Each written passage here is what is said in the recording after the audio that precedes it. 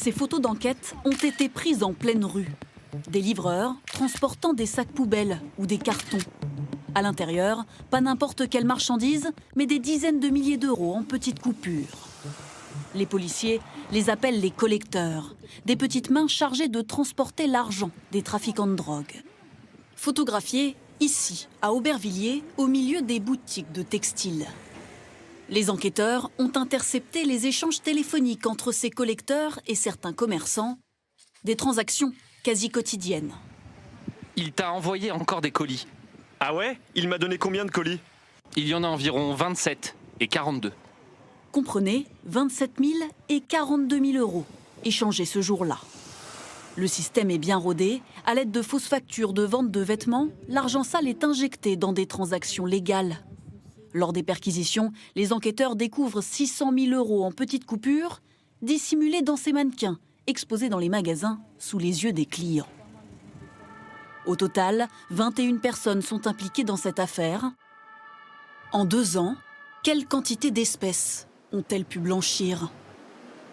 Au vu du nombre de prévenus et du nombre d'opérations qui ont été effectuées entre les uns et les autres, il est très difficile de pouvoir aujourd'hui avoir un montant fixe. Filature, surveillance. En suivant ces collecteurs de près, les policiers peuvent démanteler des réseaux de blanchiment d'argent complexes. C'est la spécialité de Laurent, enquêteur pour la brigade financière. À partir des collecteurs, on va remonter la chaîne. Ça va nous permettre de remonter la destination d'argent qui peut repartir soit dans l'investissement à l'étranger, soit dans le fait de pouvoir réinvestir dans le trafic de drogue. Au volant de sa voiture, dans la plus grande discrétion, il épie les faits et gestes de ses petites mains au service des trafiquants, parfois pendant des mois. Nous, sur le terrain, ce qui est important pour nous, c'est ramener de l'image, c'est les informations qu'on récupère, les voitures, les plaques d'immatriculation, les adresses des individus qui sont venus remettre de l'argent. Une fois tous les membres du réseau identifiés, c'est une course contre la montre pour récupérer les espèces avant qu'elles ne soient blanchies et ne disparaissent.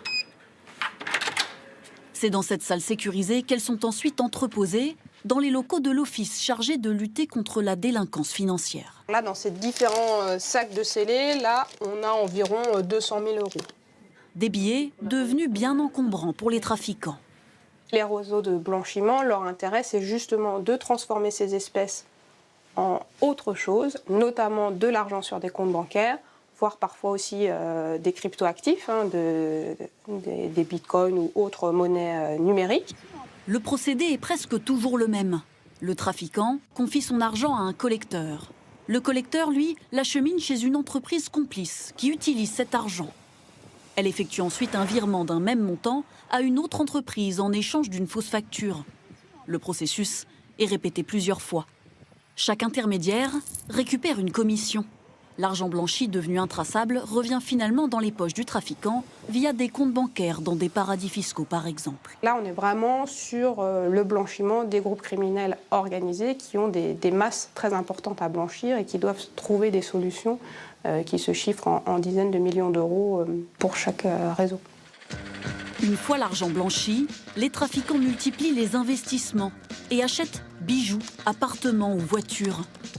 Certains enquêteurs ont donc pour mission de traquer le patrimoine des dealers et prouver que leur origine est douteuse.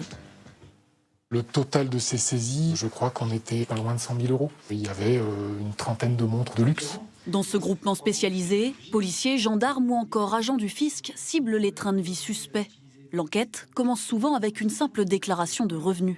Sur ce document, on voit que la personne a déclaré un peu plus de 17 000 euros pour du soutien scolaire ou des cours à domicile, alors qu'elle n'a pas d'enfant et qu'elle n'a pas de revenus. Des dépenses ou des achats importants non justifiés cachent parfois du blanchiment d'argent. Lorsqu'il est prouvé, tous les biens peuvent alors être confisqués. On a les moyens légaux pour procéder à des saisies, et là, on leur fait vraiment mal, parce qu'en fait, on les prive des bénéfices de trafic de stupéfiants.